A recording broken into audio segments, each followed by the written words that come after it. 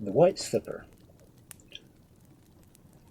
Once upon a time there lived a king who had a daughter just 15 years old. And what a daughter! Even the mothers who had daughters of their own could not help allowing that the princess was much more beautiful and graceful than any of them. And, as for the fathers, if one of them ever beheld her by accident, he could talk of nothing else for a whole day afterwards. Of course, the king, whose name was Bellicin, was complete slave of his little girl from the moment he lifted her from the arms of her dead mother. Indeed, he did not seem to know that there was anyone else in the world to love. Now, Diamantina, for that was her name, did not reach her 15th birthday without proposals for marriage from every country under heaven. But be the suitor who he might, the king always said nay. Behind the palace a large garden stretched away to the foot of some hills, and more than one river flowed through. Here the princess would come each evening towards sunset, attended by her ladies, and gather herself the flowers that were to adorn her rooms. She also brought with her a pair of scissors to cut off the dead blooms, and a basket to put them in, so that the sun rose the next morning he might see nothing unsightly. When she was finished with her task, she would take a walk through town, so that the poor people might have a chance to speak with her, and telling her of their troubles, and then she would seek out her father, and together they would consult over the best means of helping those who really needed it. But what else does this have to do with the White Slipper? My readers might ask. Have patience, you'll see. Next to his daughter, Baldeson loved hunting, and it was accustomed to spend several mornings each week chasing the boars which abounded in the countries a few miles from the city. One day, rushing downhill as fast as he could go, he put his foot into a hole and fell, and rolling into a rocky pit of brambles. The king's wounds were not very severe, but his face and hands were cut and torn, and his feet were a worse plight still, for instead of proper hunting boots, he only wore sandals, which enabled him to run more swiftly. In a few days the king was as well as ever, and the signs of the scratches were almost gone, but one foot remained very sore, where a thorn had pierced deeply, and it festered. The best doctors in the kingdom treated it with all their skill. They bathed and poulticed and bandaged, but it was in vain. The foot only grew worse and worse, and became daily more swollen and painful. After everyone had tried his own particular cure and found it fail, there came news of a wonderful doctor in some distant land who had healed the most astonishing diseases. On inquiring, it was found that he never left the walls of his own city, and expected his patients to come to see him. But by dint of offering a large sum of money, the king persuaded the famous physician to undertake the journey to his own court. On his arrival, the doctor was led at once into the king's presence and made a careful examination of his foot. "Alas, your majesty," he said, when he was finished, "the wound is beyond the power of man to heal, but though I cannot cure it, I can at least deaden the pain and enable you to walk without so much suffering." "Oh, if only you can do that," cried the king, "I shall be grateful to you for all my life. Give me your own orders, and they shall be obeyed." "Then let your majesty bid the royal shoemaker to make a shoe of goatskin, very loose and comfortable, while I prepare a varnish to paint over it, of which I alone have the secret." So saying, the doctor bowed himself out, leaving the king more cheerful and hopeful than he had been for so long. The days passed very slowly with him during the making of the shoe and the preparation of the varnish, but on the 8th morning the physician appeared, bringing with him a shoe in a case. He drew it out and slipped on the king's foot, and over the goatskin he had rubbed the polish so white that the snow itself was not more dazzling. "While you wear the shoe you will feel no pain in the slightest," said the doctor, "for the balsam with which I have rubbed the inside and out, besides its healing balm, the quality of the strengthening of material it touches, so that, even when your majesty were to live 1,000 years, you would find the slipper just as fresh at the end of the time as it is now." The king was so eager to put it on that he hardly gave the physician time to finish. He snatched it from the case and thrust his foot in it, nearly weeping for joy when he found he could walk and run easily as any beggar boy. "What can I give you?" he cried, holding out both hands to the man who had worked this miracle. "Stay with me, and I will heap you the greatest riches you have ever dreamed of." But the doctor said he would accept nothing more than what had been agreed to, and he must return at once to his own country, where many sick people were waiting on him. So King Balanson, with great content to himself, ordered the physician to be treated with royal honors, desiring that an escort should attend him on his way home. For 2 years everything went smoothly at court. To King Balanson and his daughter the sun rose no sooner than it seemed time for it to set. Now, the king's birthday fell in the month of June, and as weather happened to be unusually fine, he told the princess to celebrate it in any way that pleased her. Diamantina was very fond of being on the river, and she was delighted at this chance of delighting her own tastes. She would have merry-making such as never had been seen before, and in the evening, when they were tired of sailing and rowing, there should be music and dancing, plays and fireworks. At the very end, before the people went home, every poor person should be given a loaf of bread, and every girl who has been married within a year a new dress. The great day appeared to Diamantina to be long in coming, but like other days, it came at last. Before the sun was fairly up in the heavens, the princess, too full of excitement to stay in the palace, was walking about the streets so covered with precious stones that you had to shade your eyes before you could look at her. By and by a trumpet sounded, and she hurried home, only to appear again a few moments later by the side of her father down to the river. Here a splendid barge was waiting for them, and from it they watched all sorts of races and feasts of swimming and diving. When these were over, the barge proceeded up the river to the field where dancing and concerts were to take place. After the prizes had been given away to the winners, and loaves of bread and dresses were distributed by the princess, they bade farewell to their guests, and turned to step into the barge which was to carry them back to the palace. Then a dreadful thing happened. The king stepped on board the boat, and one of the sandals of the white slipper, which had gotten loose, caught in a nail that was sticking out, which caused the king to stumble. The pain was great, and unconsciously he turned and shook his foot so that the sandals gave way, and in a moment the precious shoe was in the river. It had all occurred so quickly that nobody had noticed the loss of the slipper, not even the princess, whom the king's cries speedily brought to his side. "What is the matter, my dear father?" asked she, but the king could not tell her. He only managed to gasp out, "My shoe! My shoe!" While the sailors stood around staring, thinking that his majesty had suddenly gone mad.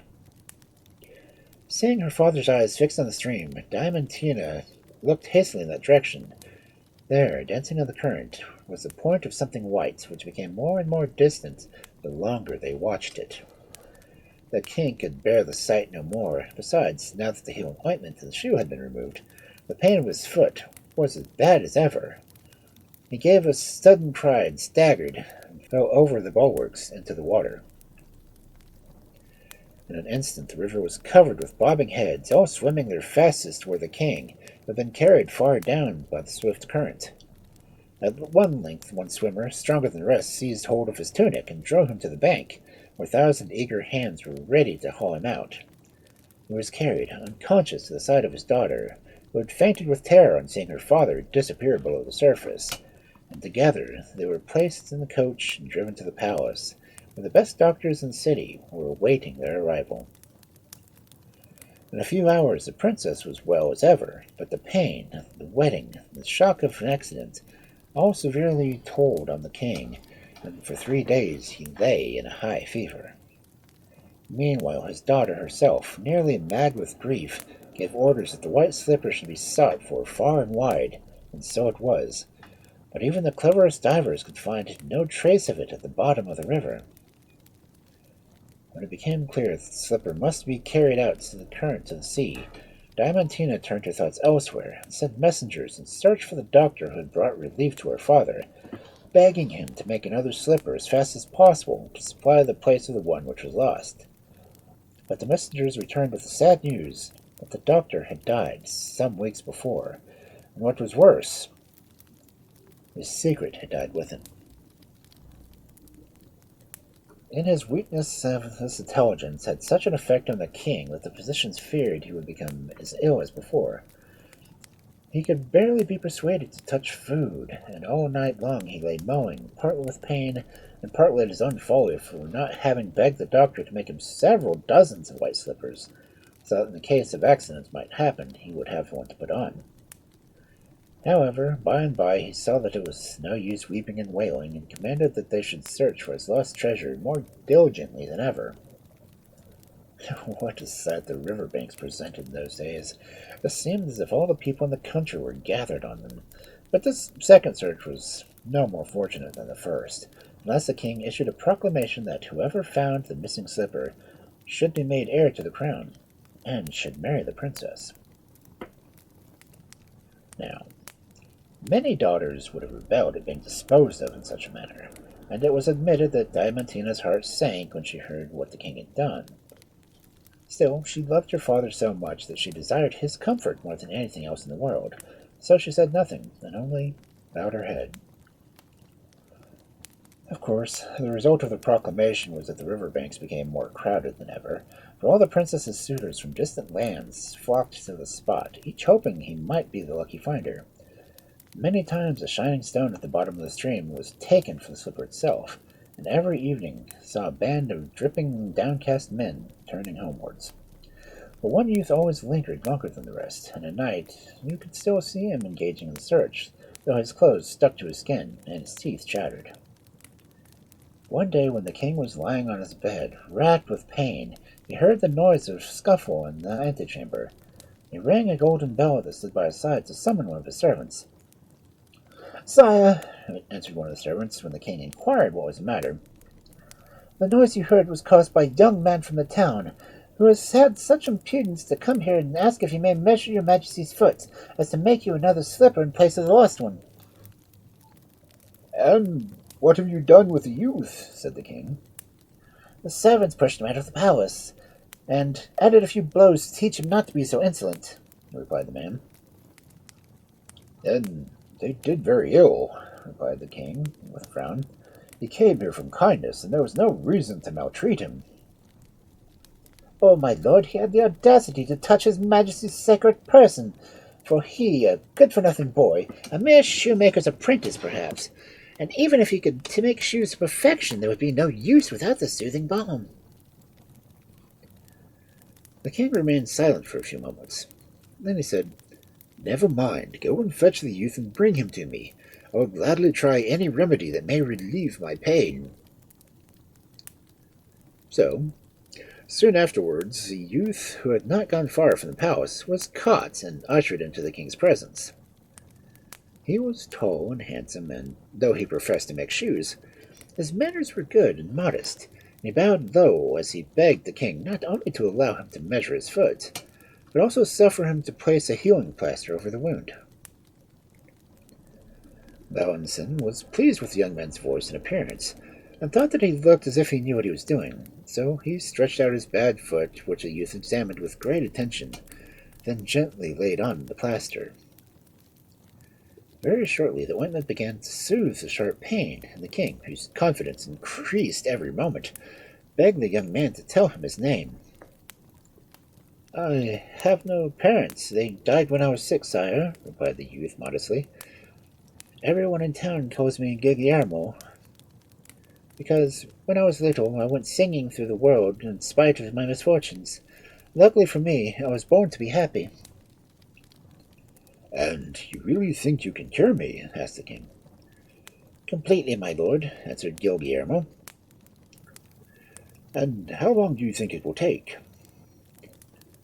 "It is not an easy task, but I will try to finish it in a fortnight," replied the youth. A fortnight to the king seemed a long time to make one slipper, but he only said, "Do you need anything to help you?" "Only a good horse, if your majesty will be kind enough to give me one," answered Guillermo, and the reply was so unexpected that the courtiers had hardly restrained their smiles, while the king stared silently. You shall have a horse, he said at last, and I shall expect you back in a fortnight. If you fulfill your promise, you know your reward. If not, I will have you flogged for your impudence. Gilguero bowed and turned to leave the palace, followed by the jeers and scoffs of everyone he met. But he paid no heed, for he had got what he wanted. He waited in front of the gates till a magnificent horse was led up to him. Vaulting to the saddle with ease, which rather surprised the attendant, rode quickly out of town amidst the jests of the assembled crowd, who had heard of his audacious proposal. And while he was on his way, he let pause a moment and tell who he was.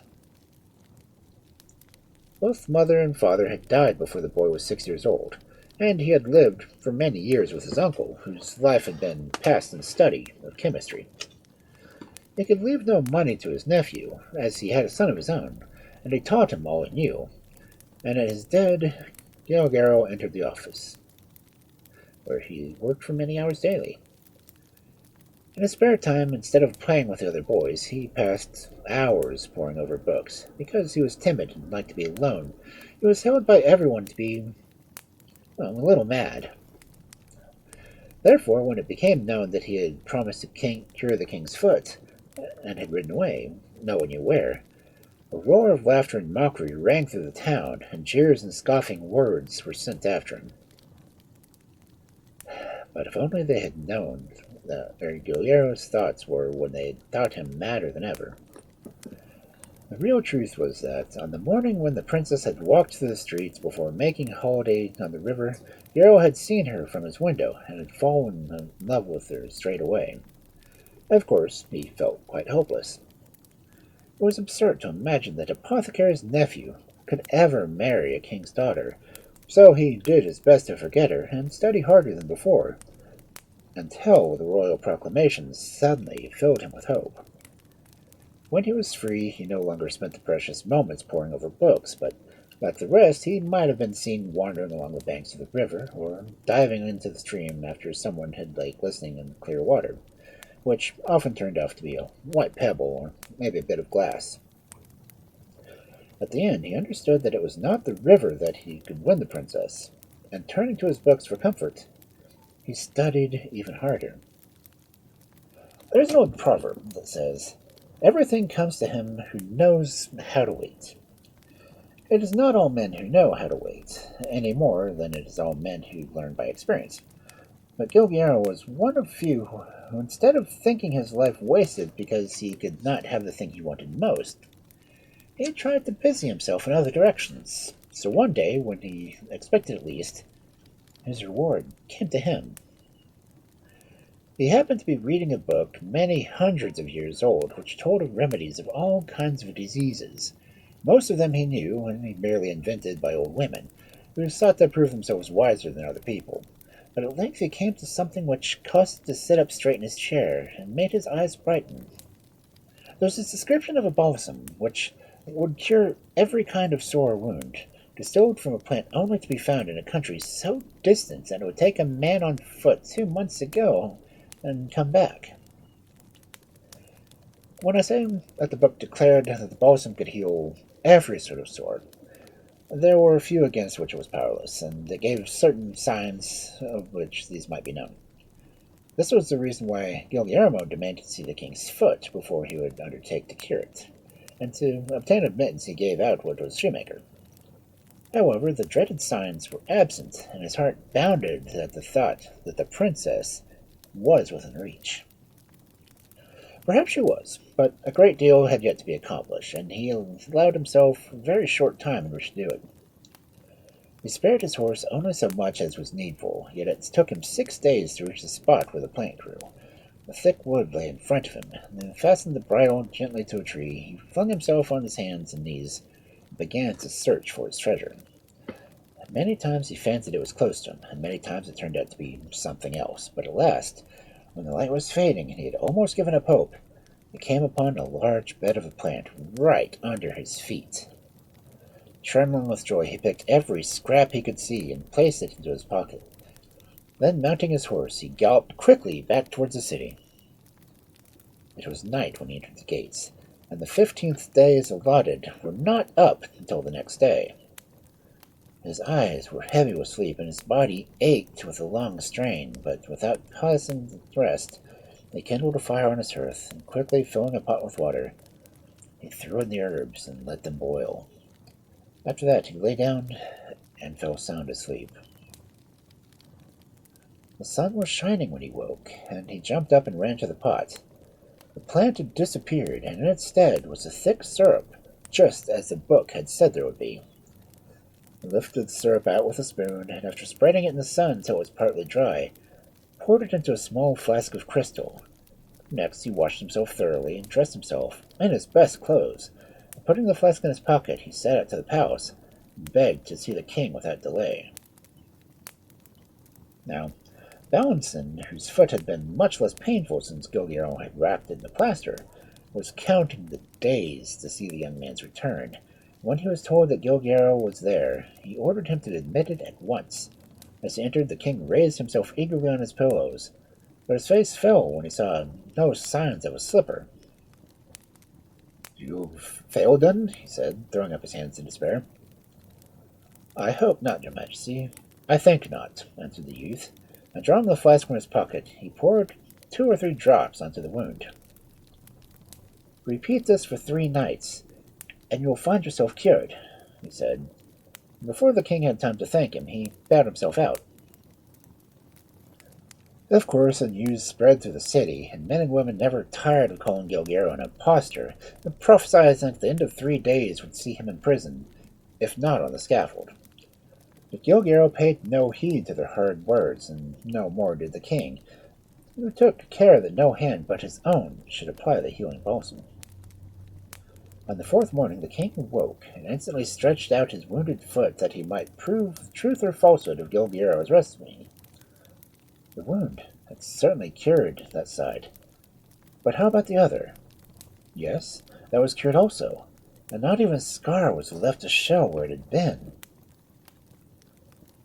Was ever any king so happy as Valentin when he satisfied himself of this? Lightly as a deer, he jumped from his bed and began to turn head over heels to perform all sorts of antics, as to make sure that his foot was in truth as well as it looked. And he was quite tired. He sent for his daughter, and bade his courtiers to bring the lucky man to his room. "He really is young and very handsome," said the princess to herself, heaving a sigh of relief that it was not some dreadful old man who had healed her father. And while the king was announcing to his courtiers a wonderful cure had been made, Diamantina was thinking that if Gilguero looked so well in his common dress, how much improved by the splendid garments of a king's son. However, she held her peace and only watched with amusement when the courtiers, knowing there was no help for it, did homage and obeisance to the chemist's boy. Then they brought to Gilguero a magnificent tunic of green velvet bordered with gold, and a cap with 3 white plumes stuck in it. And at the sight of him so arrayed, the princess fell in love with him at a moment. The wedding was fixed to take place in 8 days, and at the ball afterwards, nobody danced so long or so lightly as King Valentin.